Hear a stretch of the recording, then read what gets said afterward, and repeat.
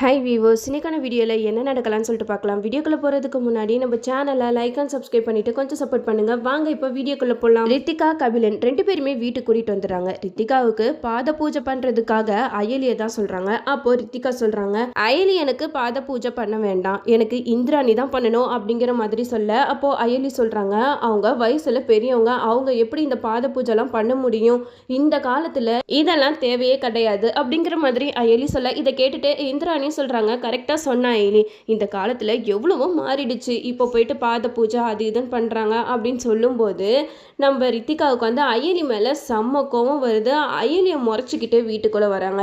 இந்த சைடு ரித்திகாவை விளக்கேற்ற சொல்றாங்க. அங்க போயிட்டு விளக்கேற்றுறதுக்காக ரித்திகா தீப்பெட்டியை பொருத்துறாங்க. அப்போ நெருப்பு எரியவே இல்லை. என்னது இது, குச்சி சரியாவே இல்லையா அப்படின்னு சொல்லிட்டு செம்ம கடுப்புல இருக்காங்க ரித்திகா. இதை பார்த்துட்டு அயலி, ரித்திகா கொஞ்சம் என்கிட்ட கூட அப்படின்னு சொல்லிட்டு அந்த தீப்பெட்டியை பொருத்துறாங்க. அயலி பொறுத்தினோன்னு நெருப்பு குப்புன்னு வந்துடுது. அப்போ அதை ரித்திகா கிட்ட கொடுக்குறாங்க. இந்த ரித்திகா நீ விளக்கேத்து அப்படிங்கிற மாதிரி கொடுக்க, அப்போ ரித்திகா வந்து செம்மையா முறைச்சிக்கிட்டு இருக்காங்க. அப்போ அயலி வந்து அந்த விளக்கு கிட்ட அந்த நெருப்பை வச்சிருக்கும் போது நெருப்பு தானா விளக்குல பத்திக்குது. இதை பார்த்ததுமே எல்லாருமே பயங்கர ஷாக் ஆகுறாங்க. என்ன, ரித்திகா ஏற்ற வேண்டிய விளக்கு வந்து இப்போ அயலி ஏற்றிருக்காளே, ஒருவேளை ரித்திகா கழுத்துல தாலி ஏறுறதுக்கு முன்னாடி அயலி கழுத்துல சிவா வந்து செயின் போட்டாரு, அதனால தான் இதெல்லாம் நடக்குதா அப்படிங்கிற மாதிரி பத்மா வந்து யோசிச்சுக்கிட்டு இருக்காங்க. அப்போ ரித்திகாக்கு இதெல்லாம் பார்க்க செம்ம கடுப்பா வருது. அயலியை திட்டுறாங்க.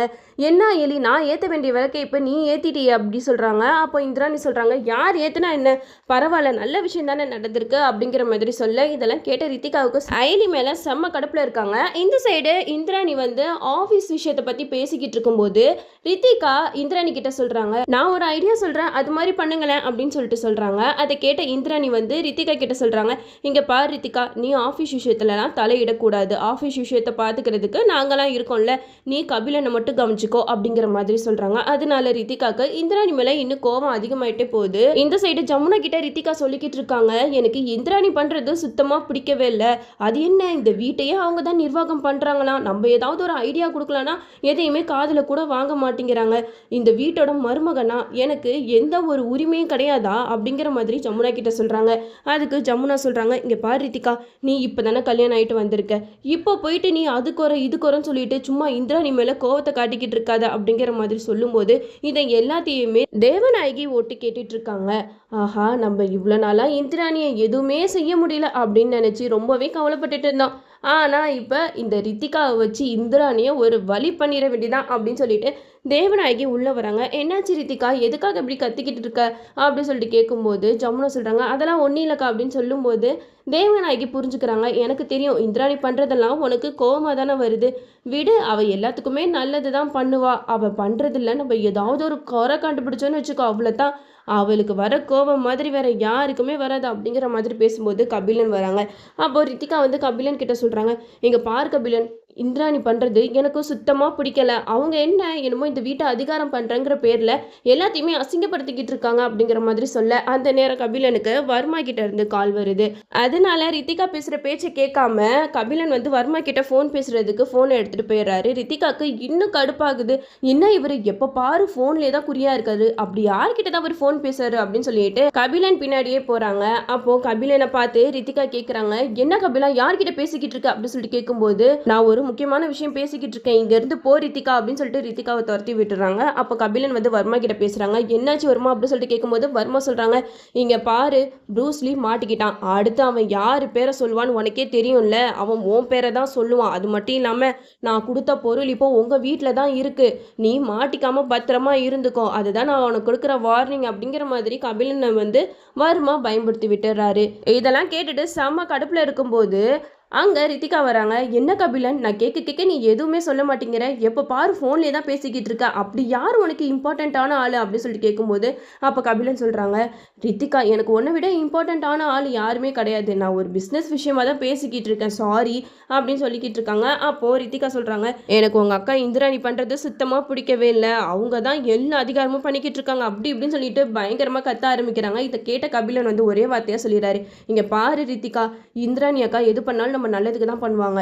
அவங்க பண்றதெல்லாம் நம்ம ஏத்துக்கிட்டா அவங்கள மாதிரி ஒரு நல்லவங்கள நம்ம பார்க்கவே முடியாது. நீ சும்மா சும்மா அவங்கள குறை சொல்லிக்கிட்டே இருக்காத அப்படிங்கிற மாதிரி போயிடுறாங்க. இந்த சைடு ரித்திகா வந்து நான் சும்மா விட மாட்டேன், கண்டிப்பா இந்திராணி இடத்த நான் பிடிப்பேன் அப்படிங்கிற மாதிரி கங்கணம் கட்டிட்டு அலைஞ்சிக்கிட்டு இருக்காங்க. இந்த சைடு நம்ம சிவா வந்து அவங்க அம்மா போட்டோ பார்த்தா அழுதுகிட்டே இருக்காங்க.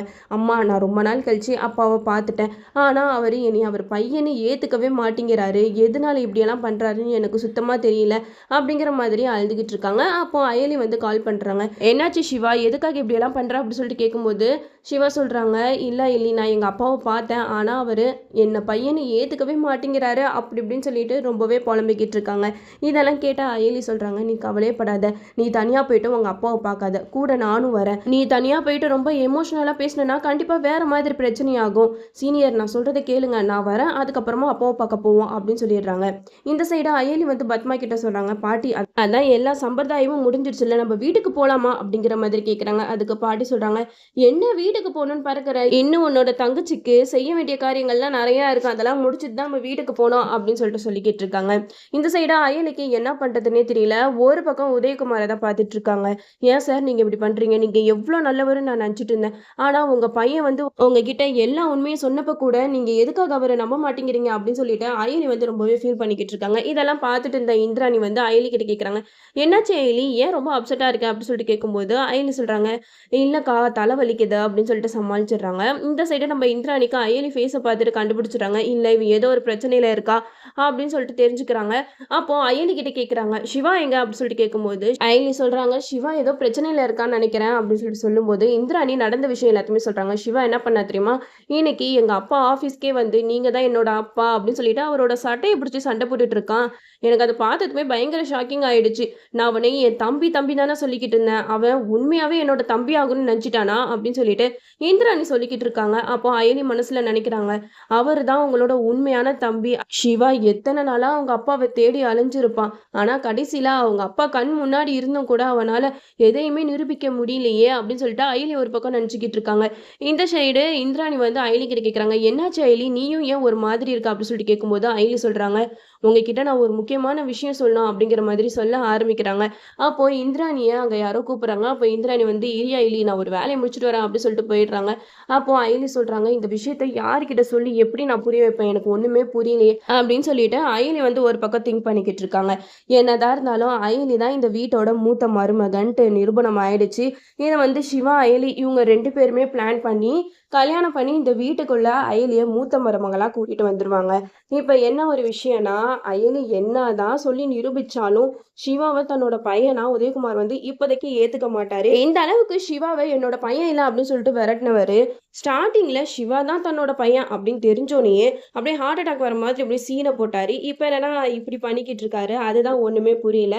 சீக்கிரமா நம்ம சிவா அயலி இவங்க 2 பேரும் சேர்ந்து உதயகுமார் தான் சிவாவோட அப்பா அப்படிங்கிற உண்மையை நிரூபிச்சாதான் எபிசோட் வந்து செம்மையா போகும். இப்போ ரித்திகா வந்து அயலிய ரொம்பவே இளக்காரமா பார்த்துட்டு இருந்தாங்க.